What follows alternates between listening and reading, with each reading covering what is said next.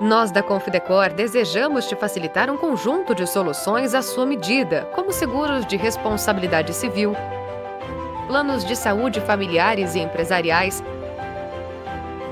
seguros de vida e seguro automóvel, previdência privada e consórcios. Sempre com a qualidade e confiança que só a Confidecor pode oferecer. Confidecor, a sua, a nossa corretora de confiança. Na Confidesign, criamos muito mais do que marcas. Criamos universos visuais, onde tudo gira em torno da sua marca, gerando resultados que surpreendem e cativam. Confidesign, a sua agência de publicidade de confiança.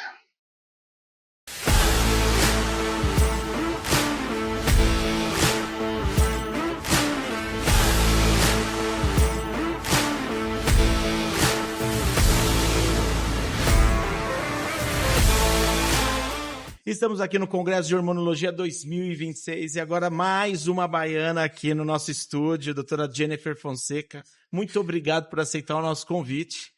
Dessa Obrigada vez a você. estamos falando com uma nutricionista. Já entrevistamos seu colega na hora aqui, né? E agora estamos contigo.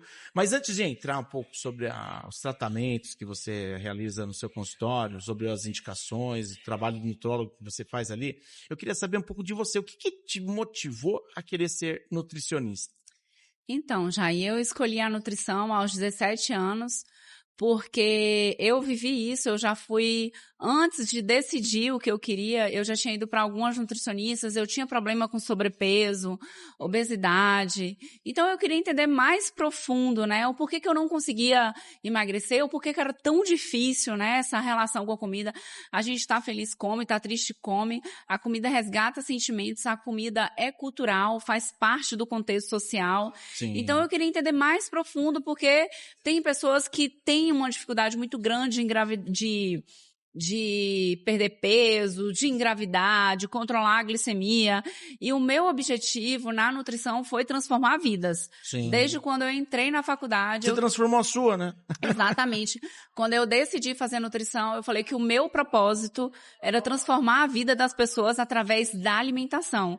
A gente sabe que hoje, em todas as áreas, né, da saúde, para você ter longevidade, para você ter qualidade de vida, para você melhorar muitas doenças, precisa da alimentação. A alimentação é a base de tudo, né? Então, esse foi o meu maior motivo, foi para transformar a vida das pessoas, e é o que eu tenho feito. Eu atendo inúmeras pessoas que tinham depressão, que tinham ansiedade, que não conseguiam engravidar, que não conseguia controlar a glicemia. E você saber que você tem a ferramenta para isso é incrível. Sim. É muito, assim, gratificante, sabe, profissionalmente. Com certeza, é verdade. E falando em doenças, né, existe uma doença muito... que a pessoa tem que se preocupar na questão da nutrição e alimentar, que é a endometriose, né? Quão importante é a nutrição, a qualidade alimentar para uma pessoa com essa doença? Então, a endometriose é uma doença inflamatória crônica, né? Então, essa doença, geralmente esses pacientes, eles têm uma qualidade de vida muito ruim, tem um cansaço, fadiga, indisposição, muita cólica, dor pélvica, fragilidade muscular. Então, a alimentação influencia diretamente. Por quê? Se o seu corpo está em estresse, aumenta muito radicais livres, aumenta muito o processo inflamatório, principalmente se o intestino está inflamado. Geralmente, pessoas que têm endometriose é uma doença de predominância estrogênica, muito estradiol, e geralmente essas pessoas, elas podem, ou se elas tiverem disbiose, que é um desequilíbrio da flora intestinal, quando a pessoa tem gases, ou diarreia, ou má digestão, ou constipação, que é a dificuldade de fazer cocô, ela pode ter essa disbiose e tem uma enzima no intestino que é a beta-glucuronidase. E essa enzima, ela aumenta a reabsorção do estrogênio. Então, como esses pacientes têm uma predominância estrogênica, tem muito estrogênio no corpo, esse paciente, ele piora muito. Então, é importante aliar a nutrição. Para quê? Para tratar esse intestino, para diminuir radicais livres.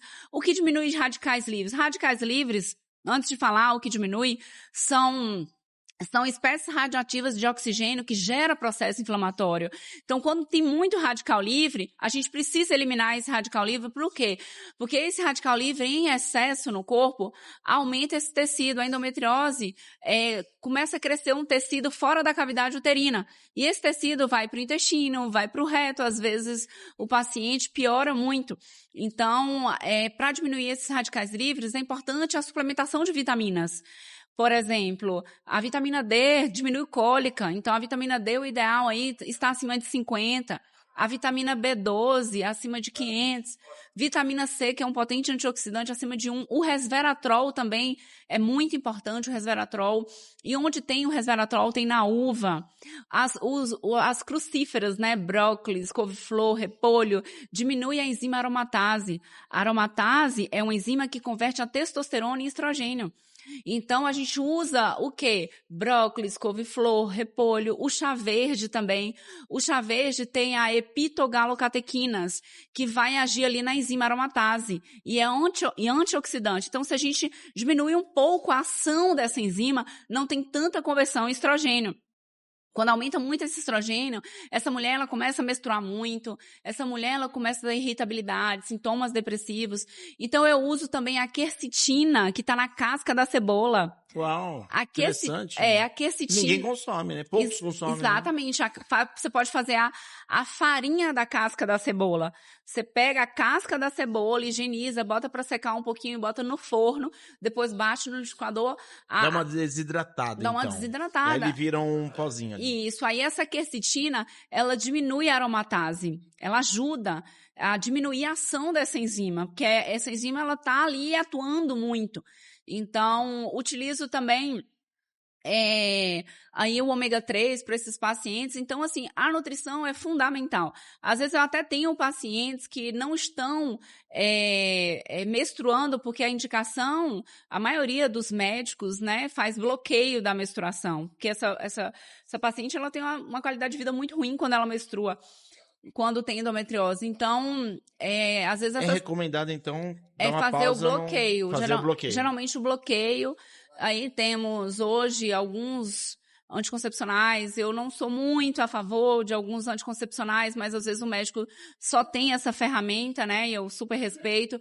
Mas eu sou muito a favor do Diomirena, do implante de gestrinona também, para bloqueio da menstruação, para essa paciente melhorar a qualidade de vida. Inclusive, essas pacientes às vezes não conseguem seguir... E não faz mal para a mulher, de repente, fazer esse bloqueio da menstruação? Não, veja bem, tem que colocar na balança, né? O benefício, porque assim, o risco, porque às vezes essa paciente ela não consegue desenvolver no trabalho, às vezes no relacionamento, às vezes ela tem uma irritabilidade muito grande. Por quê?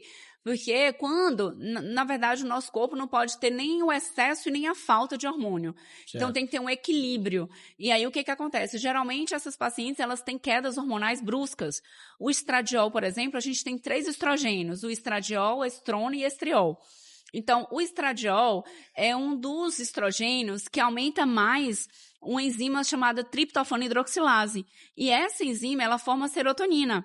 Serotonina é o hormônio da alegria. Geralmente, as pessoas que têm predominância estrogênica, elas têm uma diminuição da dopamina também. Então, elas têm uma instabilidade.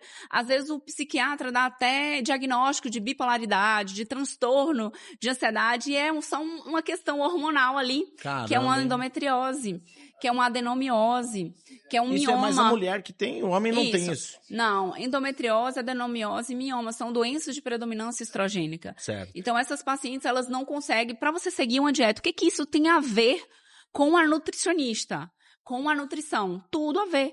Porque para você conseguir seguir uma dieta, o que você precisa? Você precisa estar bem.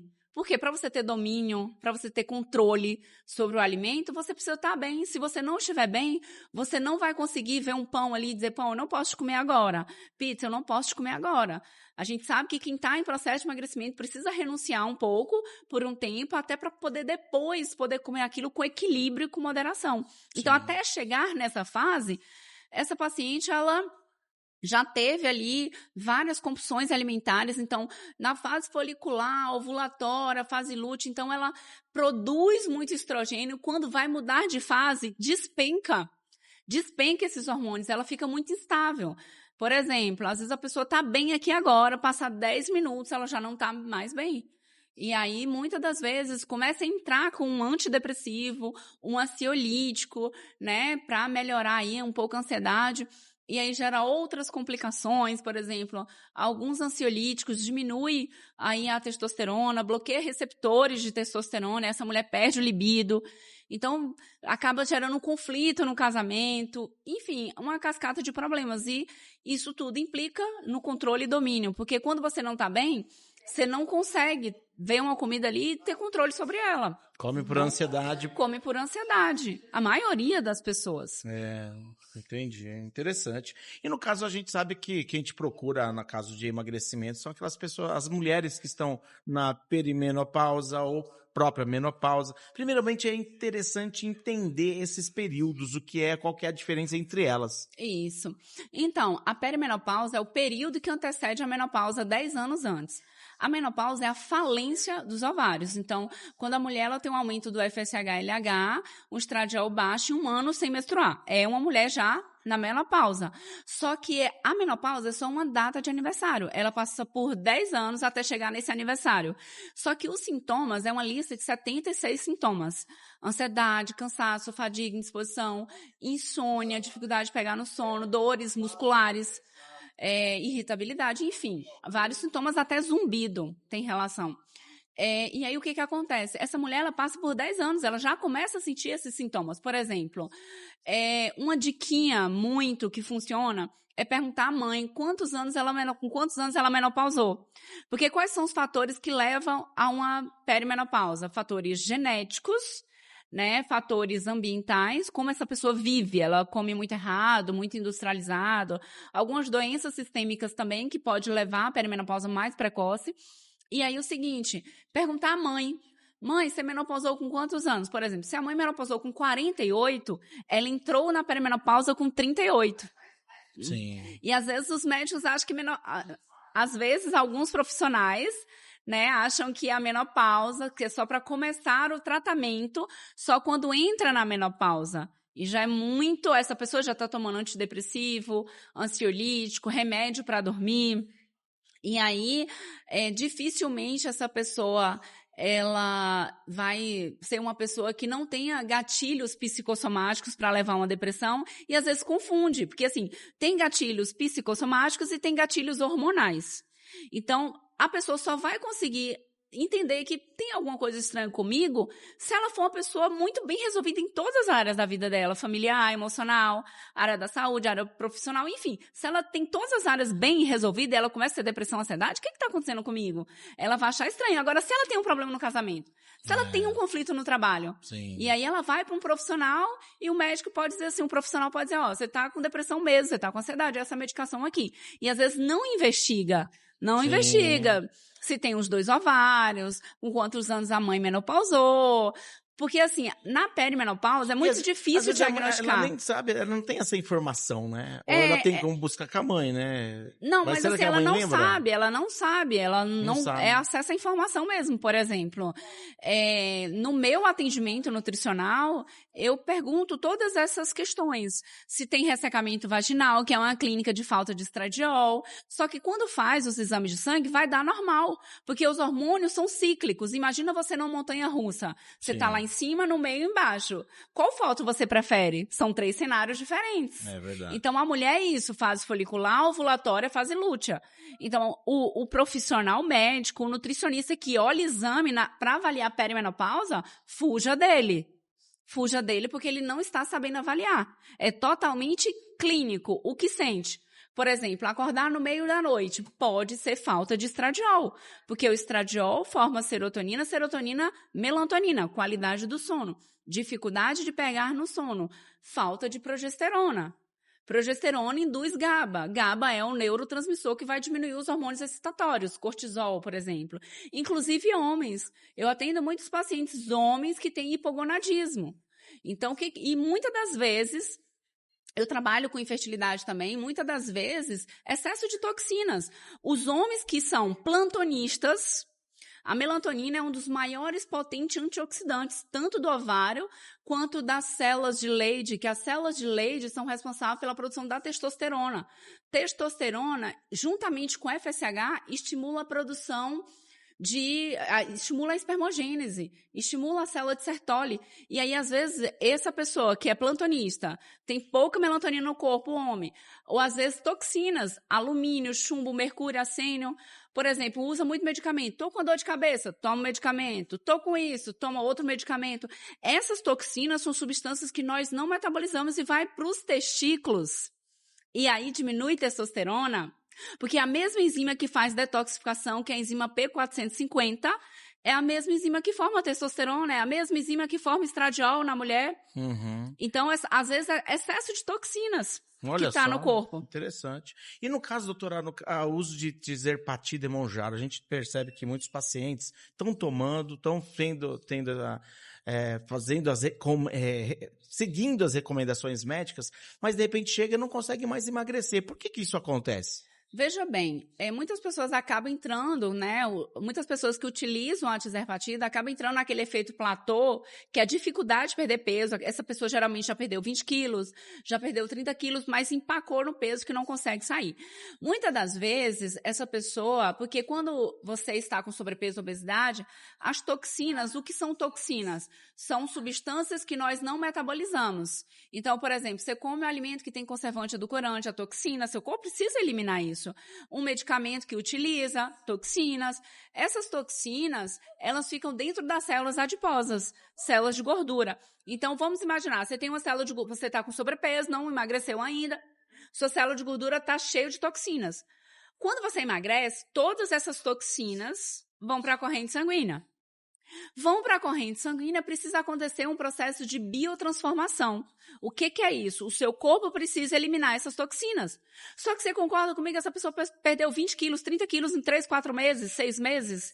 Ela está com muitas toxinas no corpo. Por que começa a ter queda de cabelo? Por que começa a ter unha fraca, quem usa Monjaro? Deficiência de vitaminas e minerais. E essas vitaminas fazem detoxificação hepática. E aí, Deus fez o nosso corpo perfeito, porque fala assim, o que é mais importante aqui? Eu preciso fazer detoxificação. Então, vou tirar a vitamina do cabelo, vou tirar a vitamina da unha. A compensação. Exatamente. Então, o que eu faço com esses pacientes que entram no efeito platô? Protocolo de detoxificação hepática. A gente faz um protocolo de detoxificação hepática. E o que está envolvido nesse protocolo? A gente faz isso. Porque como é que acontece o processo de detoxificação? São 3 fases. Fase 1, fase 2, fase 3. A gente elimina toxinas aonde? Urina, poros, fezes e leite materno. São as vias que eliminam a toxina. Por exemplo, você tomou a medicação, essa medicação ela tem que sair por essas vias. Não pode ficar muito tempo no seu corpo, porque isso é ruim. A pessoa começa a ter hipotireoidismo subclínico, essa pessoa começa a ter diminuição da testosterona, várias questões. E aí, essa enzima, tem uma enzima chamada P450, que é a enzima que faz detoxificação, só que é a enzima que forma a testosterona, é a enzima que forma o estradiol também. Então, como é que o nosso corpo faz? 60% quem faz a detoxificação é o nosso fígado. O fígado é o principal órgão metabólico. E aí, o que acontece? Inclusive, por falar em fígado, eu recomendo não comer fígado. É mesmo? A gente aprendeu que o fígado tem muito ferro, né? Sim. Só que o que acontece? Tudo de ruim do boi vai pro fígado. Entendo. Aí você tá comendo justo aquela parte aquela parte ruim, cheio de toxinas. Entendi. Então, eu não indico. É o filtro do corpo do boi. Exatamente. Então, o que acontece? A gente faz um protocolo, eu faço um protocolo de detoxificação. Inclusive, eu tenho esse programa online, 100% online, que é um método D7, que é um detox de emagrecimento em 7 dias. E logo após o detox, a suplementação de vitaminas, que participam da fase 1, fase 2 e fase 3, para fazer detoxificação. Então, é uma dieta 7 dias, só à base de frutas, verduras e grãos, e os pacientes conseguem sair desse efeito platô e emagrecer. Doutor, olha, eu quero te parabenizar pelo volume e grau de conhecimento que você tem. Vou falar ser sincero para você, de todas as entrevistas que eu tive aqui, até médico não tem tanto conhecimento profundo como a doutora, né?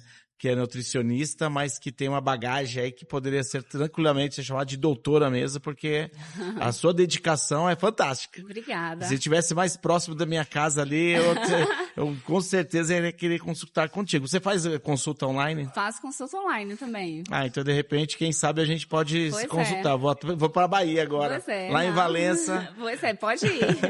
Você tem algum recado que você gostaria de dar para o seu paciente, olhando para aquela câmera? Sim, eu agradeço muito os meus pacientes que confiam em mim, no meu trabalho, porque não é fácil você se dedicar, renunciar, deixar sua família para vir se atualizar, como eu estou aqui no Congresso de Hormonologia, mas assim, vale muito a pena, porque quando as pessoas confiam em você, confiam na sua fala, confiam na sua condução, faz toda a diferença. Então, eu não me canso, né? Eu sempre estou aqui atualizando, e é isso. Parabéns. Obrigada. Tá? E mais uma vez, agradeço a sua confiança também de ter compartilhado contigo, com a gente, tanto conhecimento. Obrigada. E assim finalizamos mais uma entrevista aqui no Congresso de Hormonologia 2026.